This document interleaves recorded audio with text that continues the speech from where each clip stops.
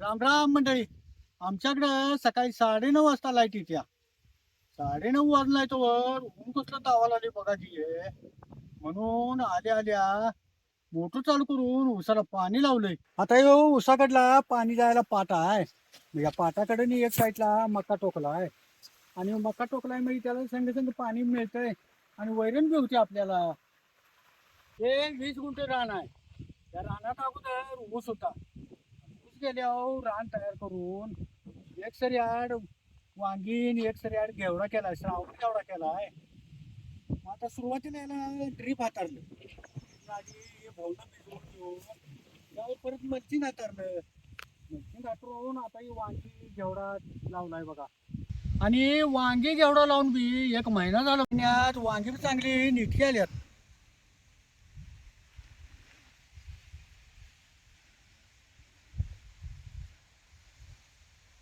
आणि ह्या वांग्याला आता फुलं काही सुटल्यात बघितलं काही.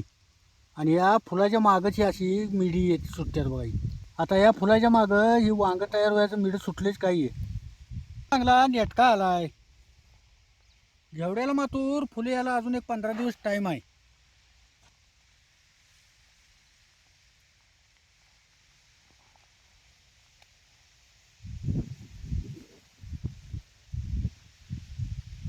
चार दिवस झालं दुसऱ्या रानात काम चालू होतं म्हणून ह्या रानाकडे आलोच नाही. मग म्हटलं आता या उसाला पाणी चालू करायचं आणि या वांग्यातनं येडा मारून जायचं.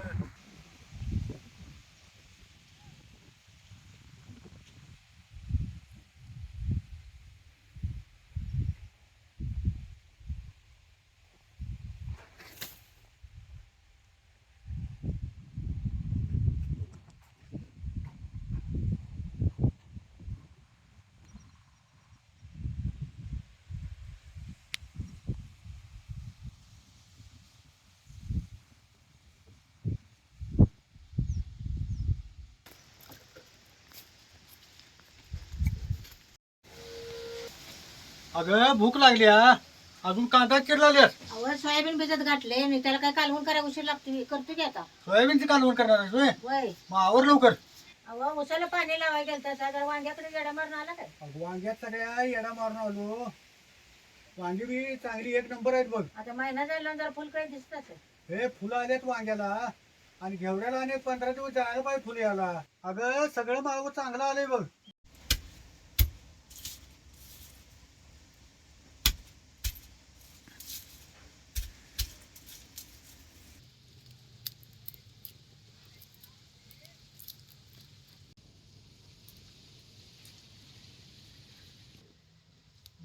आता कढई गरम झाली याच्यात तेल होतो. आता तेल चांगलं कटलं याच्यात एक चमचा जिरं टाकायचं.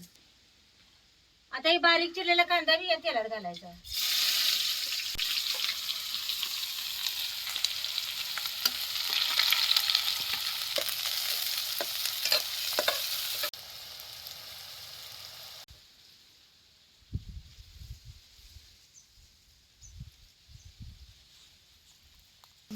आता हा कांदा चांगला भाजलाय आता याच्यात टमाटर घालतो.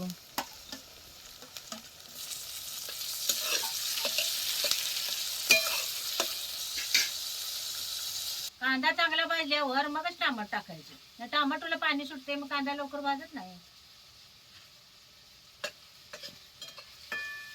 आता हा खलबत्त्यात आलं आणि लसूण जरा चेचून घेतो.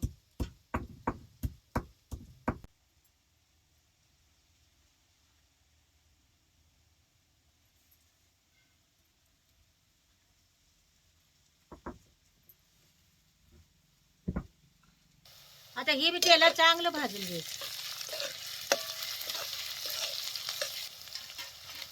आता ही एक वाटी दही घेतले. आता ह्याच्यात अर्धा चमचा हळद घालतो. एक पळी चटणी घालायची. जिरं पावडर एक चमचा. जरा कसुरी मेथी. धने पावडर जरा. आता हे सगळ्याचा चांगला एक जीव करून घ्यायचा.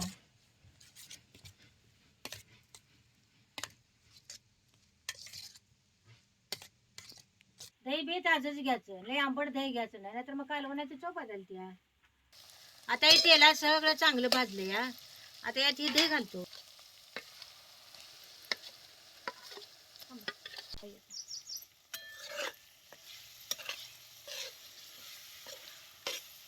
दही बी तेलात चांगलं हलवून घ्यायचं.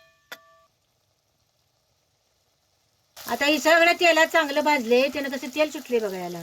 आता याच्यात सोयाबीन घालतो. आता हे सोयाबीन चांगले भिजले, त्यानं कसं फुगले बघा काही. हो काही कसं फुगले. असं भिजलेलं सोयाबीन असं पिळूनच यात घालायचं.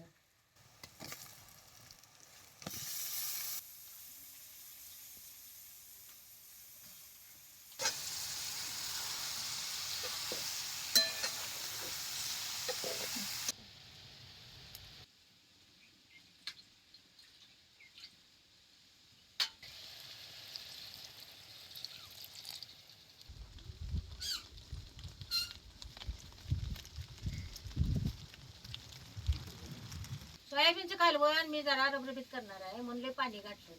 सोयाबीन काय आधी भिजत घातलं, त्याने लगेच शिजणार आहे. आता ह्याच्यावर जरा मीठ घालायचं.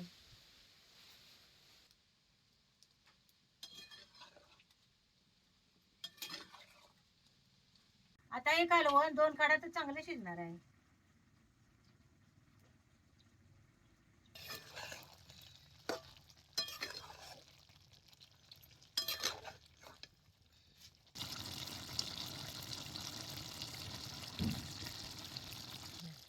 आता शिजले का बघूया.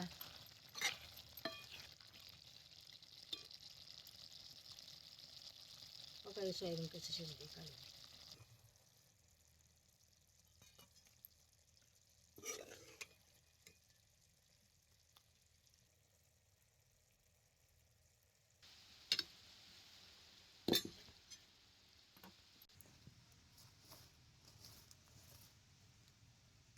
आता भाकरी संग खायला उडदाचे पापड जरा आरात भाजून घेतो.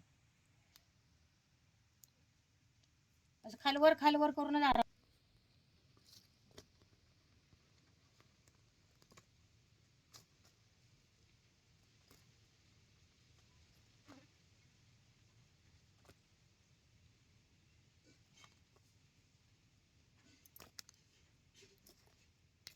असं आरात बैला का खरपूस कसं पापड भाजल्यावर काय.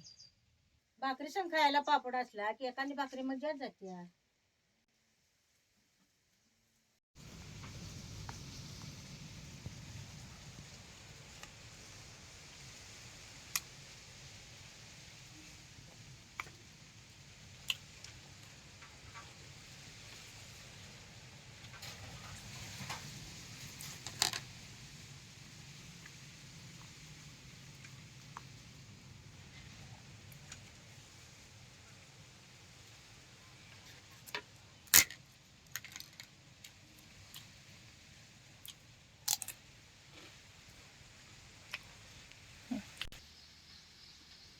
अगं सोयाबीनचं कालवण लय चांगलं लागायला. आणि त्याच्याबरोबर खायला आराव भाज्याला पापड ते लय चव आल्या ग. अहो आराव भाजलेला पापड चांगला खरपूस भाजती, पण खायला चांगला लागतो या. हे चांगलं लागतं.